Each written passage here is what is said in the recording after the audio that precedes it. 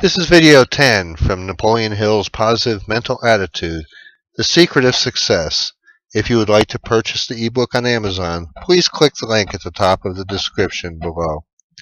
It is no longer a secret that Thomas A. Edison solved many of his toughest inventive problems just the same way, by taking short cat naps and allowing his conscious mind to relax its vigil so that the subconscious mind could go to work and give him the answers he demanded. Mr. Edison followed this routine when he was so engrossed with a problem that he worked around the clock. The important point is that here are examples of two world-famous men who deliberately and with purpose of thought utilized the subconscious mind as an intermediary between their conscious minds and the eminent source of all power, infinite intelligence. It seems unnecessary to suggest that perhaps more of us could profit by their example. If these men can do this, why can't you? Have you met your other self, that power within you that is yours, for which you need no person other than yourself? You have the power within you as an individual to contact infinite intelligence for the solution of your own problems. It is a power so great that you can get anything you want in life by using it. Whatever you want in life, you are capable of obtaining. Some of the finest people, the most useful ones, have been physically unfortunate and yet have lived productive, successful lives. Charles P. Steinmetz was one of those, and the world has never known a greater genius in his field. Blair Hill was born without ears, but he was given the right sort of mental treatment in his childhood. Nature compensated for her original mistake, and now he is an unusually effective man in everything he does, especially in relating himself to other people. If there is something you don't like, some circumstance of life which you cannot entirely eliminate, you can at least change your mental attitude so that the person or circumstance does not irritate you.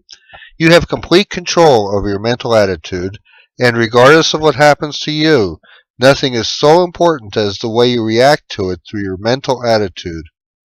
When you understand more about this principle of definiteness of purpose and know how to apply it, you will make it throw out the things you don't want and make it give you the things you do want. You will find this a pretty wonderful tool to have around. Summary. To summarize this section concerning the holding of a dominant idea, plan, or purpose in the mind and transferring it to the subconscious mind under the influence of a powerful emotion, the following is very important. The outstanding characteristic of the subconscious mind is its susceptibility to suggestion. When you have arrived at a goal in life, that is, formulated in your conscious mind what you wish to get or do or be in life, if you interpret or express that plan or purpose in terms of one or more of the basic emotions, you can turn the plan over to the subconscious mind as self-suggestion, and it will release the power which will make possible the fulfillment of your plan. A strong, burning desire held persistently in the conscious mind will induce action because of the ability of the subconscious mind to receive and respond to suggestion. That burning desire is all important. It is the condition of your mind that releases voluntary action in the subconscious mind. It gives your subconscious mind raw material of a constructive nature with which to work, for your subconscious mind is operating at all times. Seventh big idea. Every brain is both a broadcasting station and a receiving set for the vibrations of thought, a fact which explains the importance of moving with definiteness of purpose instead of drifting. The brain may be so charged with definiteness of purpose that it will begin to attract the physical appearance of that purpose.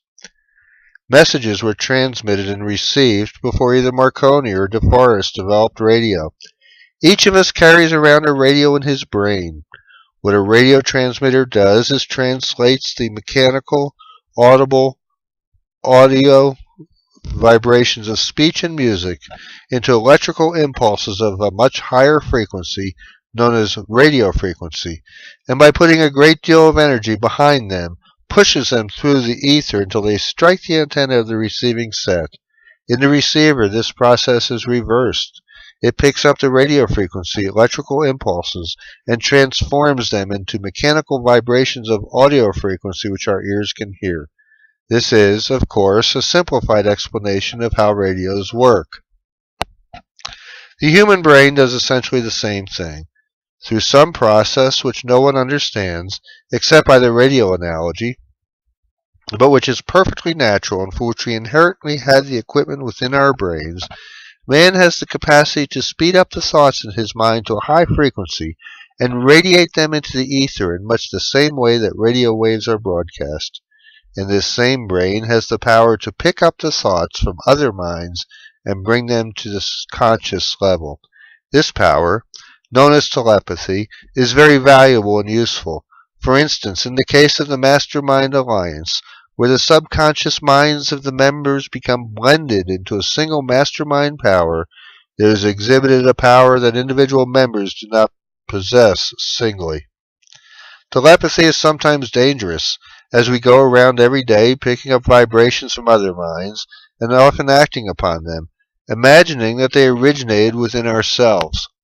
The chief danger lies in the fact that the mass of humanity expresses a negative attitude in which the average person is continually releasing thoughts of poverty, ill health, lack of harmony in human relations, desires for revenge and hatred. We must develop techniques to protect ourselves from accepting these negative thoughts into our own consciousness. Definiteness of purpose, knowing what you want, where you're going, and how you're going to get there, and persistently maintaining a positive mental attitude are the safest and surest ways to guard against the constant barrage of negative thoughts being hurled at you from all sides. Here are two simple techniques to use to keep your mind positive at all times. The first one you should use in the morning when you get up. When you wake up and get out of bed, these thoughts might come to you. I guess the weather won't be so good today. It looks foggy and cold out there. Or I don't feel so good today. I'm in for some bad luck. If these thoughts should come to you, say immediately to your other self, I don't want any of these ideas in here. Tell them to get out and stay out. And then turn your mind to your plans and purposes for the day. Soon it will be filled with the things you are going to do, that you will have no place for worry or fear, or to conjure up any limitations for yourself. In other words, your mind is hitting on all its cylinders for the rest of the day. Work out a technique for getting yourself into a positive frame of mind for the day, and a way to keep yourself on the beam. There are 3 imaginary walls of outer defense you should keep around your ego at all times.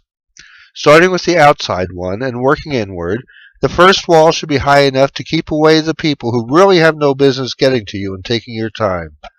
This outer wall has several doors in it, and it is not too difficult for anyone to enter at times. If a person can establish a reasonable right to your time, open one of the doors and let him in, but he has to establish that right first. The next wall is very much taller, and there is only one door in it, which should be watched closely. The number of persons who get in through that door is comparatively small. Before that door swings open to admit anyone, he must have established the fact that he has something which you want, or that you and he have something in common which will be mutually helpful. The third and final wall is so tall that no person in the world should ever be allowed to scale it, and there isn't any door to it at all. Throw a protective wall around your own mind. Have a place where you can retire to yourself, where you can commune with the infinite intelligence. One of the greatest tragedies of this civilization in which we live is that there are too many people rubbing elbows and getting into each other's hair. The subject of this section, the capacity of man to communicate with others by mental telepathy, gives a hint that mankind, in general, may be on the threshold of a whole new idea of possibilities when he learns how to control and direct his mental faculties.